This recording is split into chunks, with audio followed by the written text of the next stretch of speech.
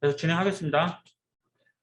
이제 기둥을 다 배치를 했으면 요거 기둥을 수정해야 되겠죠. 위치를. 장점 중에 하나가 치수를 입력을 해서 그 치수를 수정을 하게 되면 객체가 같이 움직이는 부분이 이제 가장 장점이 되겠습니다. 그래서 지금 이제 아래쪽 배경과 같이 치수를 넣어서 수정해 보겠습니다. 자, 여기 보면 정렬 치수라고 있죠. 정렬 치수를 클릭을 해서 저장할까요? 구조라고 하겠습니다. 구조 모델로 저장을 하겠습니다. 치수를 넣을 때 그리드를 클릭을 하셔서 그 다음에 요 기둥 끝에를 이렇게 놓으시면 됩니다. 기둥을 이제 선택을 하게 되면 치수가 이렇게 파랗게 변하죠. 이때 치수를 마우스로 클릭을 해서 숫자를 넣어주시면 돼요. 이해하셨죠? 이와 같은 방법으로 이제 전체를 다 수정하시면 됩니다. 그때그때 치수는 바로바로 지우시면 되겠고요.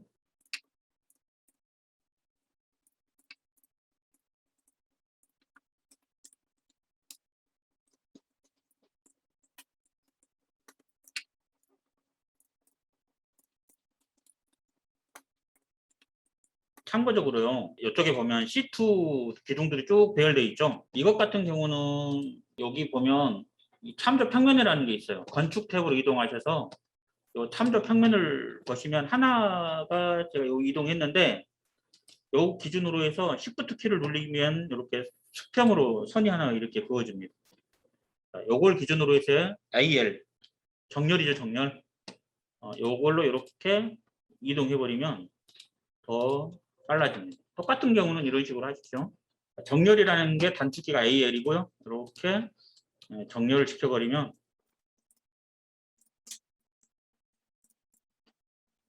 굉장히 빠르게 진행됩니다. 그리고 이 참조 평면은 지워버리면 돼요.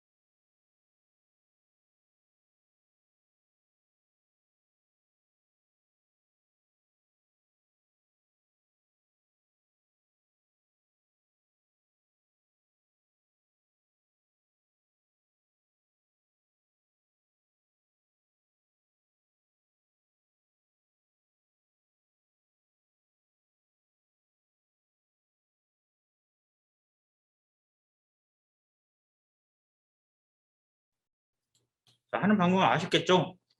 예. 저는 어쨌든 시간 간격으로 저는 일단 요 부분은 스킵하겠습니다. 여러분들은 다 해보세요. 벽체 입력하는 건 쉽겠죠. 그래서 이 벽체 같은 경우도 벽체는 이 도면에서 벽체를 그리시면 안 됩니다. 이거는 기둥만 그리기 위해서 만들어진 도면이기 때문에 요걸 기준으로 해서 각 층의 모든 기둥들을 배치를 하셔야 됩니다. 하나하나. 지금은 지하 3층 걸 배치를 했고요. 우리는 일단 1층 평면도에 지하 3층을 기준으로 해서 이제 도면을 그렸는데 실질적으로는 레벨 부분에 정확하게 지하 3층, 지하 2층 다 그려서 지하 3층부터 기둥을 하나하나 그려 나가셔야 되겠죠. 그래서 여기 보시면 최고 12층까지 있기 때문에 각 층별로 그 복사를 해서 계속해서 진행을 하시면 되겠습니다. 반드시 기둥을 그릴 때는 구조 도면에 주심도를 놓고 기둥을 그려라. 이게 핵심입니다. 주심도 도면하고 평면도하고 맞다고 봐야 되겠죠. 그래서 맞다고 생각하고 평면도를 놓고 그냥 그대로 시공을 해버리는 경우가 많은데 반드시 원칙적으로는 주심도를 놓고 기둥을 그려라 라입니다. 이번에는 구조도면을 몇 층 구조도면이냐면 지하 2층 바닥 구조도면입니다. G1, B1 요 의미를 모르신 분, 아까 기둥은 C1, 뭐 C2 이렇게 적혀 있었죠? 그 C는 칼럼의 약자입니다. 칼럼. 기둥의 영어죠. 칼럼의 약자를 C라고 명기를 했어요. 그러면 앞에 B와 G는 뭐의 약자일까요? 빔이죠, 빔. 그래서 보호는 영어로 빔인데 G는 뭘까요? G는. 네.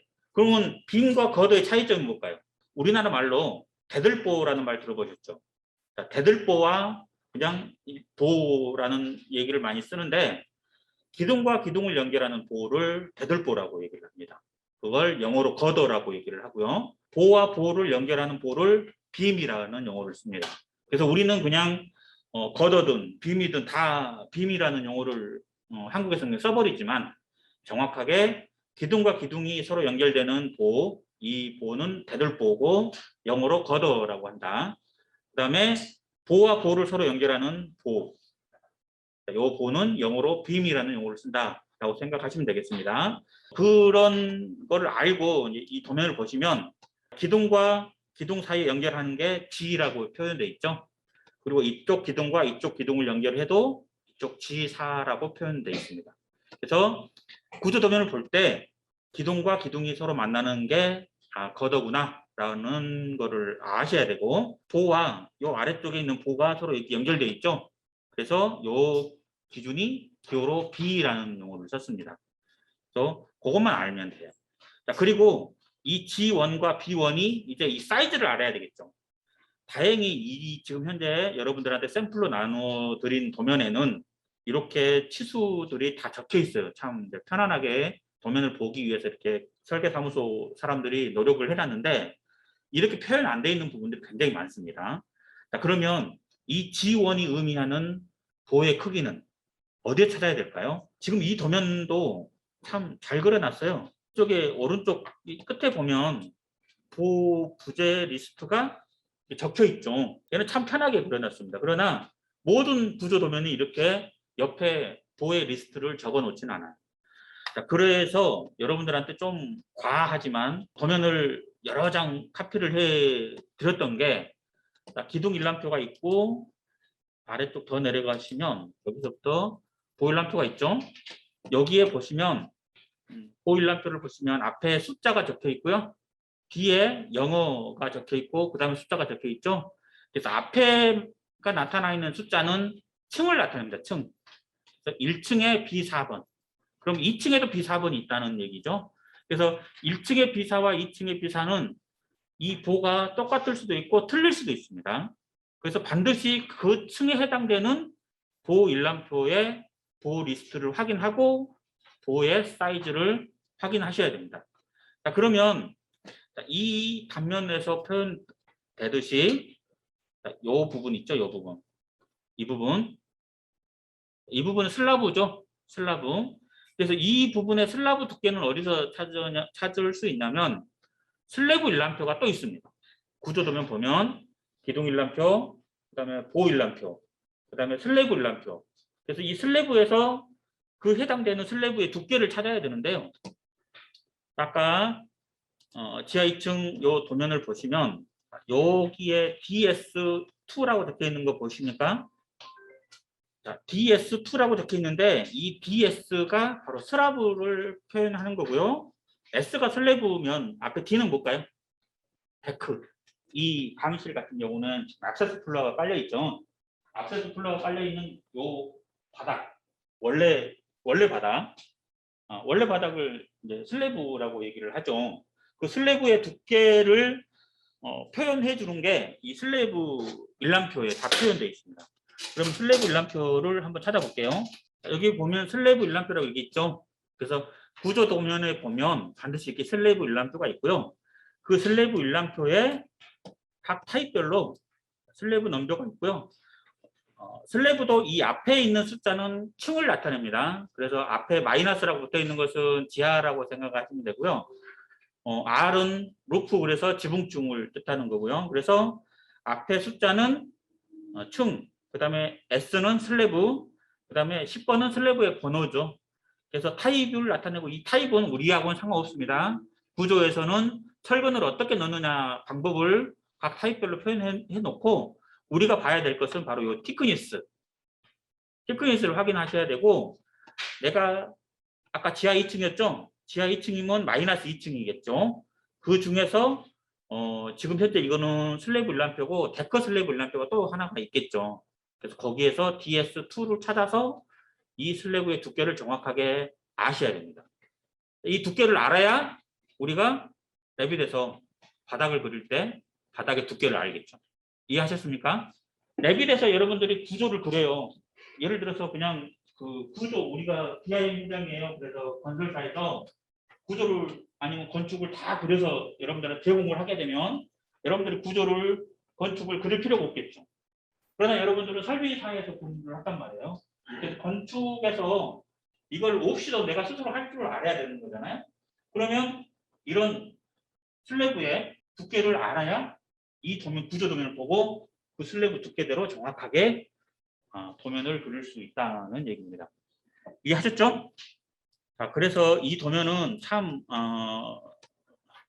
상냥해요. 예, 이 도면은 샘플 도면은 그래서 여기 DS1과 DS2가 두께가 150이다라고 여기에 명기되어 있습니다. 그래서 여러분들이 이 도면을 가지고 슬래브를 그릴 때 DS1이 이렇게 적혀 있죠. 이 부분 그리고 DS2 이렇게 적혀 있습니다. 이 부분들은 다 슬래브 두께를 150으로 그리시면 됩니다. 이해하셨죠? 자, 그리고 여러분들이 직접 모델링을 할 때 이 램프를 그릴 필요는 없어요. 여러분들이 그릴 때는 이 레빗에서 가장 까다롭게 여겨지는 부분이 계단 그리는 거, 그다음에 이런 램프 그리는 거거든요. 설비에서 굳이 막 계단을 그린다든지 램프를 그린다든지 할 필요 없어요. 하지만 대충 비슷하게 그리겠다 그러면 또 쉬워요. 어렵다고 얘기하는 것은 구조나 건축 그리시는 분들이 이걸 진짜 제 사이즈대로 정확하게 그리려고 하니까 힘드는 거고, 설비에서 그냥 대충 모양만 내겠다 싶으면 굉장히 쉽게 그릴 수 있으니까 유튜브 같은 걸 보고 이 램프 그리는 방법들을 배워서 표현하시면 되겠습니다. 자, 그리고 이제 이 도면에 보면 CW라고 되어 있는 이 부분 있죠? 그렇죠? CW. 그다음에 이 BG라고 되어 있는 부분들이라든지, 자, 요 CW라고 되어 있는 이 부분이 월인데 월인 벽체죠. 벽체인데 내력벽이다라고 생각을 할 수도 있어요. 벽체 일람표도 또 이 구조도에서 제공을 하고 있습니다. 그래서 이 벽체를 캐드상에서 내가 요걸 재고 그려도 되겠지만 여러분들이 정확하게 그리려면 벽체 일람표를 찾아서 이 CW14가 두께가 얼마인지 확인하고 그리시는 게 좋죠. 이해하셨죠? 그래서 구조에서는 이런 하나하나의 기호에 일람표들을 별도로 다 존재하기 때문에 그 일람표를 찾아서 모델링을 하시면 되겠습니다. 여기 보면 WG1이라고 있는데요. 여기 WG1 보이십니까? 앞에 G는 거드라고 표현했죠. 그래서 W는 벽체죠. 벽체와 보호가 서로 만나는 부분. 자, 그 부분을 WG1이라고 표현을 합니다. WG라고 표현하니까 뒤에 있는 숫자는 WG1이 있고 WG2가 있고 뭐 이렇다는 얘기겠죠. 그래서 보통 보호하고 벽체랑 만나는 이 부분들을 이제 WG, WB 이런 식으로 표현을 하게 됩니다. 이 도면상에서 이제 해치 부분과 해치가 아닌 부분이 있죠. 해치와 해치 아닌 부분. 그래서 해치 아닌 부분들에 대한 레벨은 또 여기 옆에 여기 보이죠? 그래서 이렇게 벌집 모양의 해치는 램프 구간의 경사다. 그리고 해치가 없는 부분은 플러스 마이너스 제로다라고 이제 표현되어 있는데, 줌을 통해서 이제 보시고 계신 분들한테는 좀 미안한데 칠판으로 좀 얘기를 해야 되겠는데, 우리가 레벨을 정리를 하는데 용어를 씁니다. 용어를 SL, FL, 그다음에 FFL. SL은 뭐나요? 얘가 슬래브 레벨이에요. 얘는 플로어 레벨입니다. 얘는 앞에가 파이널이라고 적혀요. 그래서 얘는 최종 마감, 그리고 얘 FL은 그 층의 기준을 의미합니다. 그래서 건축에서는 이 FL이 항상 기준이 되는 거예요. 그래서 여기에 앞에 1이 붙으면 1층 레벨에 대한 기준을 표현하는 거고요. 이 앞에 2가 붙으면 2층에 대한 레벨을 표현하는 겁니다. 요게 우리가 레빗으로 그대로 가져왔을 때 레벨 표현할 때 레벨을 막 그리잖아요. 그 레벨이 바로 이 FL을 의미합니다. 그러면 이 FL과 SL이 차이가 있겠죠. 자, 우리가 슬라브를 단면으로 이렇게 놓고 볼 때, 자, 요 레벨을 SL로 표현을 합니다. 이거 꼭 중요해요. 그래서 요 SL이 있고, 그 다음에 이 위에 FL이 있어요. 그러면 이 SL과 FL 차이가, 요 차이가 있겠죠. 요게 마감. 자, 요 마감도 건축 도면을 보면 마감 리스트, 그래서 여기 이 두께를 각 방별로 룸이죠. 각 방기든 복도든 모든 부분들이 요 마감이 다 표현되어 있습니다.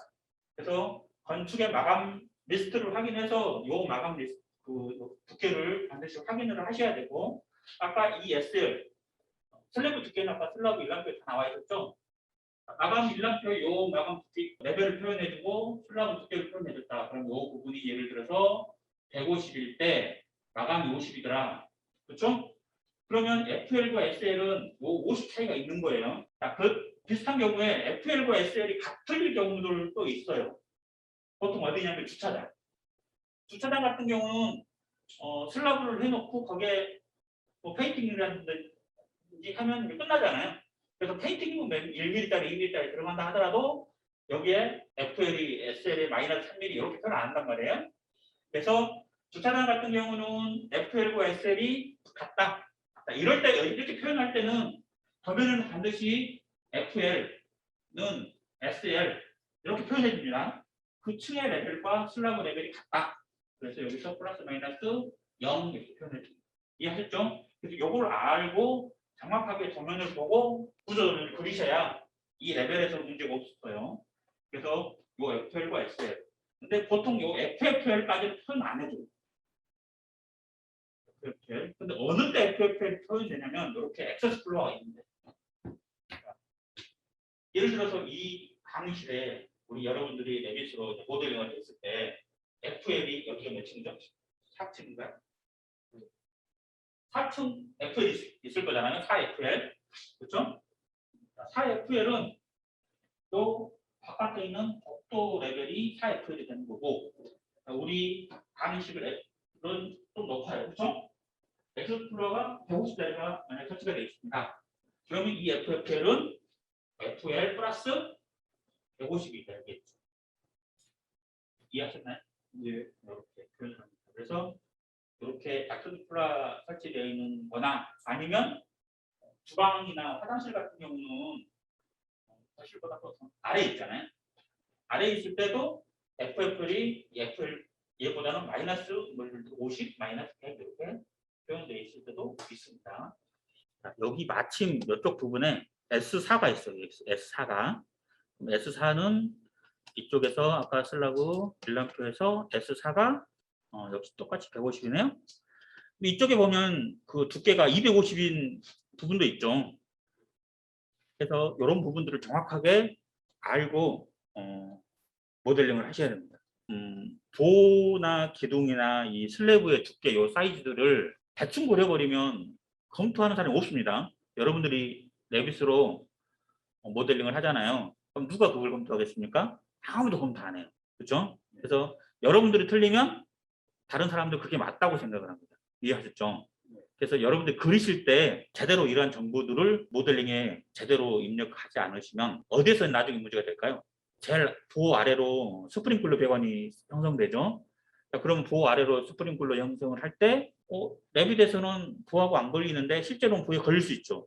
보호 크기를 잘못 입력을 하게 되면, 또는 슬라브의 레벨을 잘못 입력하게 되면, 여러분들은 레빗으로 막 그렸어요. BIM 하면 간섭 체크 다 돼가지고 제시공 없다더라 라고 알고 있는데, 레빗에서는 다 간섭이 풀려서 어디에 하나 걸리는 데 없는데 실제 시공하니까 걸리더라라는 거죠. 그럼 누가 잘못한 겁니까? 레빗 모델 할 때 잘못한 거잖아요. 그래서 건축에서 이런 레빗을 줘버리면 이제 우리는 이런 것들에 대해서 크게 신경 쓸 일이 없겠지만, 여러분들이 이제 설비회사에서 직접 너희들 BIM 배웠으니 우리 한번 기계실 한번 꾸며봐 라고 했을 때 이 구조들을 정확하게 이해를 하고 모델링을 하셔야 된다는 겁니다. 지금 설비인데 왜 구조를 제가 이렇게 힘줘서 설명을 할까요? 구조 못 보면 내가 조금 전에 얘기했듯이, 그렇죠? 간섭 체크 못 합니다. 그렇죠? 간섭 체크 못 해요. 그리고 지금 제가 여러분들의 샘플로 나누어드린 도면 중에서 5개 배관 도면 있죠. 5개 위생 배관. 제일 처음에 제가 5개 배관도를 그리기 위해서 지금 구조를 설명을 하고 있는 5개 배관을 하기 위해서.